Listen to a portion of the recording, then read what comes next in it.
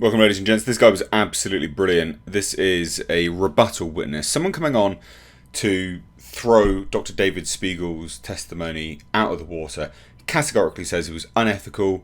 He was working outside the boundaries of what he should be doing, outside the boundaries of his profession, his expertise, everything. Absolutely obliterates Dr. David Spiegel. Now, obviously, Dr. David Spiegel was the chap who was yesterday doing the weird thing with his mouth, who made jokes about Marlon Brando being dead. It was very odd. It was very odd. But anyway, this guy, now brought on by Depp's team, smashes that testimony into oblivion. So I hope you enjoy this. I've enjoyed making it. Did you form an opinion about whether Dr. Spiegel complied with the Goldwater Rule? Well, my opinion is that he did not. He expressed a number of professional opinions about Mr. Depp that we heard about yesterday. And again, he did so without an evaluation, without consent. He did not follow the guidelines of the APA in the 2017 revision, where it was considered important that there be sufficient information obtained by that expert to give an opinion. So I would definitely felt that his conduct, unfortunately, did violate the Goldwater Rule. And specifically, what opinions of that Dr. Spiegel gave yesterday do you feel violated the Goldwater Rule? Yeah, I think that, well, there were sort of two primary ones. The first that you heard about was that Dr. Spiegel had professional opinions about Mr. Depp's personality. And he talked a lot about how he believed that Mr. Depp had narcissistic personality traits. So, and he also, talked a lot about narcissistic personality disorder. So, narcissistic personality disorder is a diagnosis in the Diagnostic and Statistical Manual. It's called the DSM-5 for short. It's a diagnostic manual published by the APA. Objection, Your Honor. Can we break for a moment? Okay.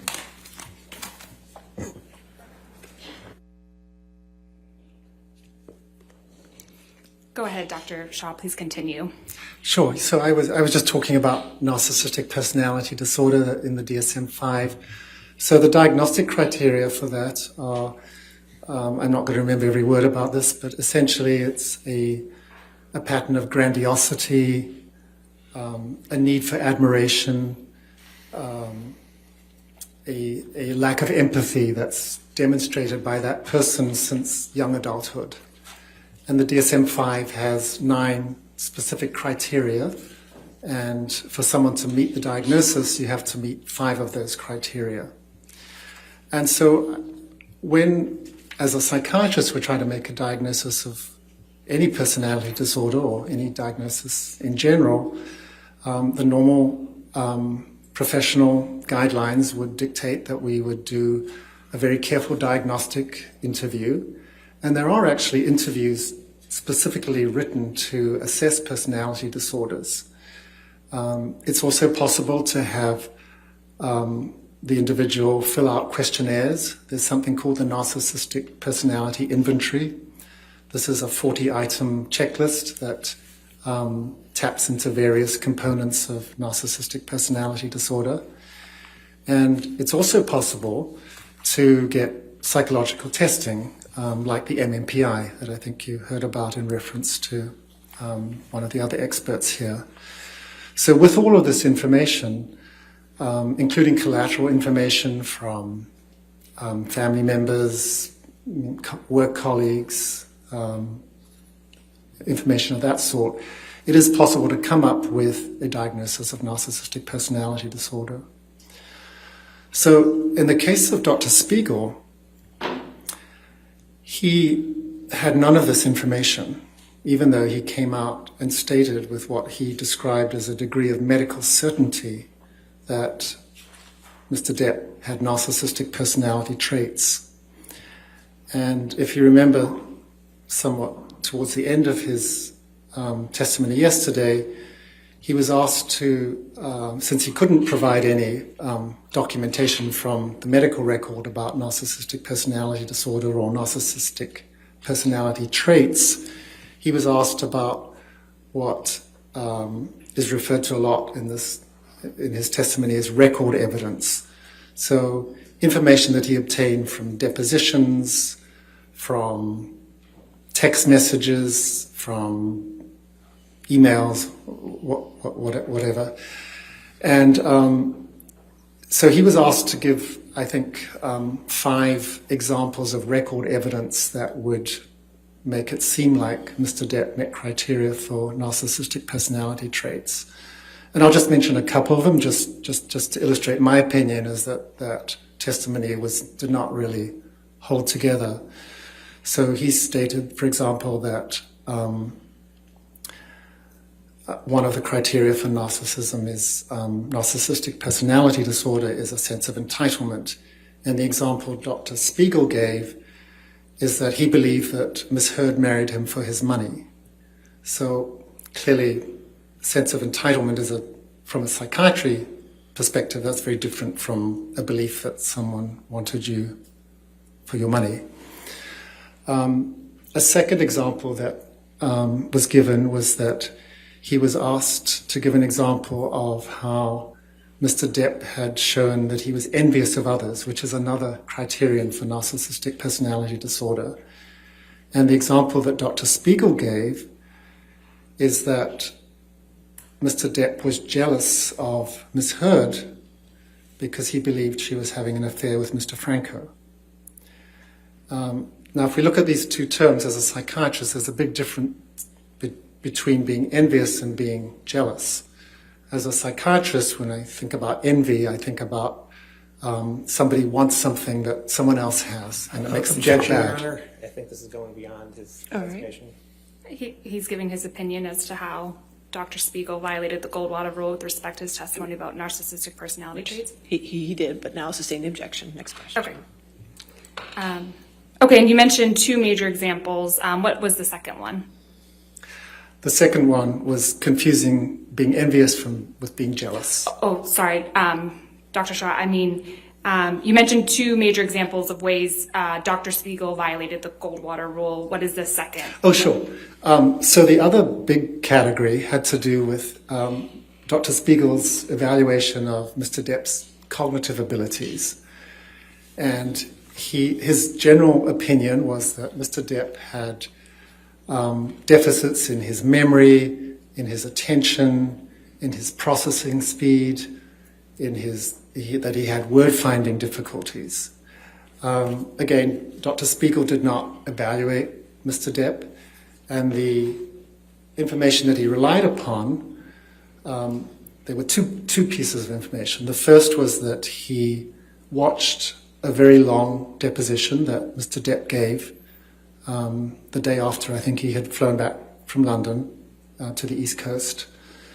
And he made observations about Mr. Depp's behavior in that deposition, and felt that he could opine or give an opinion about processing speed and other cognitive aspects. He also made reference to something you heard about yesterday, this thing called the mini mental status examination. This is a brief screen for memory and cognitive functioning that is often done. And he testified that Dr. Blaustein had administered the mini mental status examination. And although, from the records, all we know is that... Objection, Your Honor. Sustain the objection. Dr. Shaw, without going into Dr. Blaustein's record, what information does a mini mental exam provide? Objection, Your Honor. It's beyond the scope of his designation. Overruled as to that limited question. Yeah, so the mini mental status is it's a series of about 10 or 11 questions and tasks that someone completes, and you get a score out of 30. What Dr. Spiegel testified was that Mr. Depp could not recall 3 words after 5 minutes, and he used that as an example of Mr. Depp having cognitive deficits that he specifically attributed to Mr. Depp's alcohol and substance abuse. And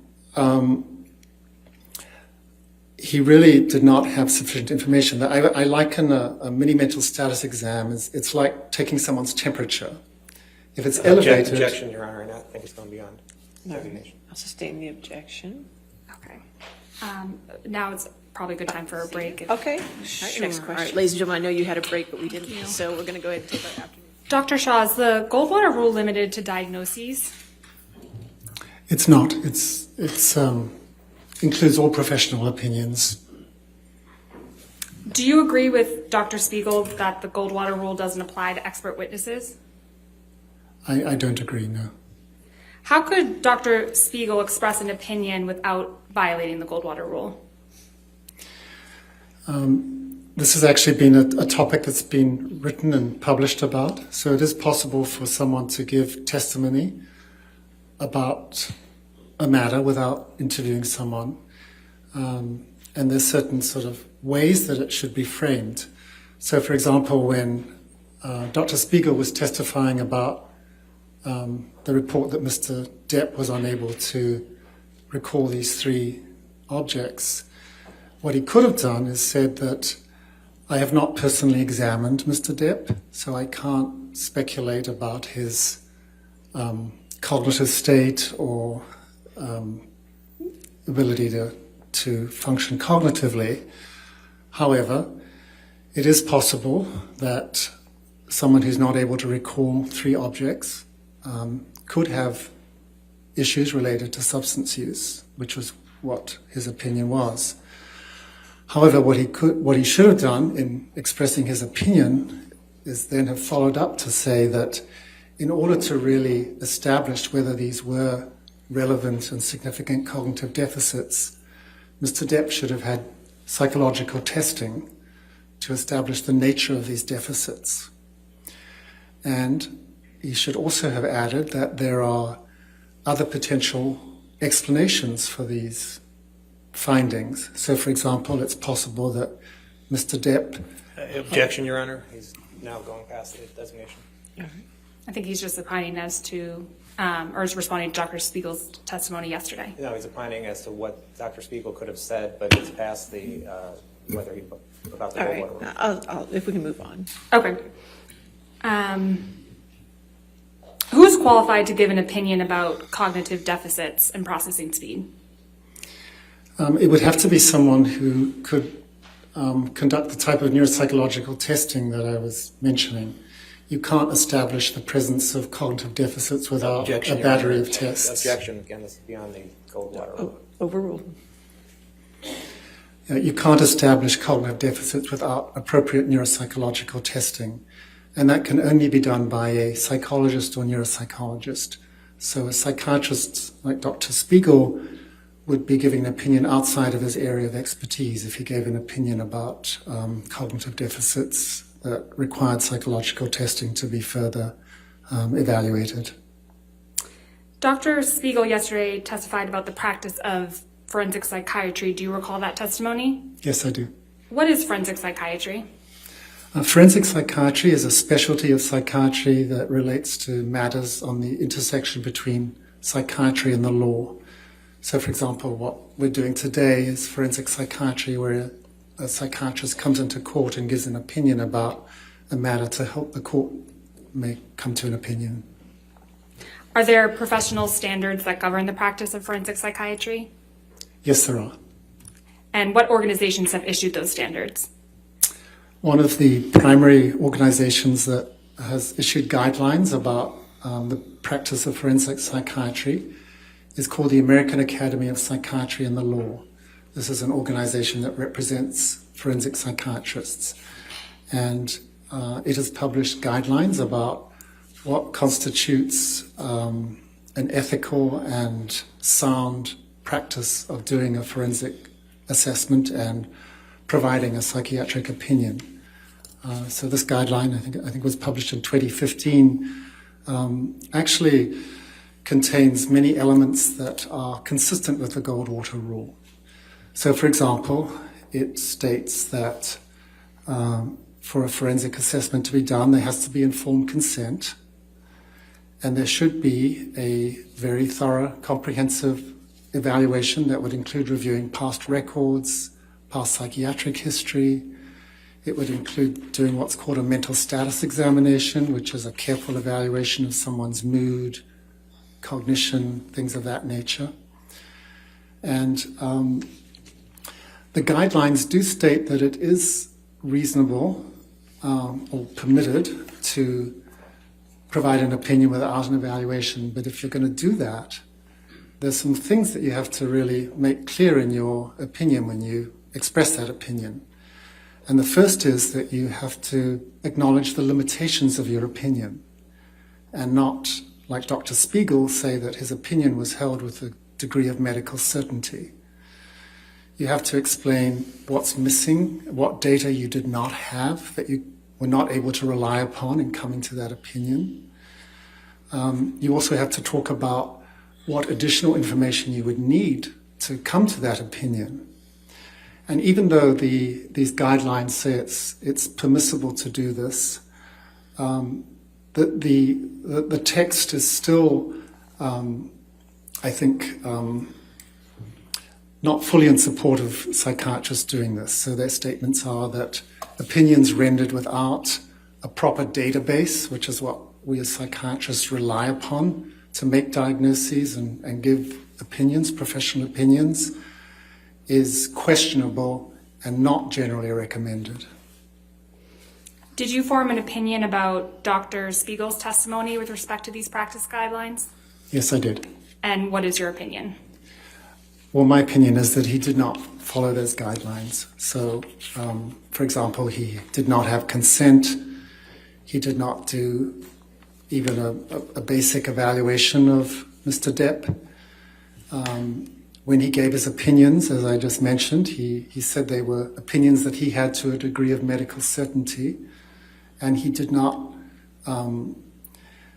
make any statements about what other additional information he would have wanted to make that opinion. So, for example, when asked about should neuropsychological testing be performed, he said most patients don't have access to that, which is actually not at all true. I mean, every medical school has neuropsychologists that can do testing. So I think that was an unfortunate statement.